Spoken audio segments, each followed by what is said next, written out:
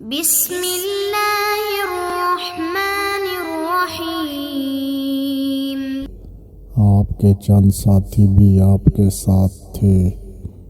ایک دم ایک شخص حیرانی اور پریشانی اور بدحواسی کے عالم میں حاضر ہوا اور کچھ عرض کرنا چاہا۔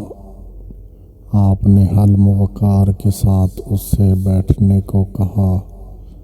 جب اس کی طبیعت کی سورش رفع ہوئی تو آپ نے اس سے معروضات پیش کرنے کو کہا۔ اس نے کہا، حضور، میں نے آج صبح کے وقت ایک نہایت بھیانک خواب دیکھا۔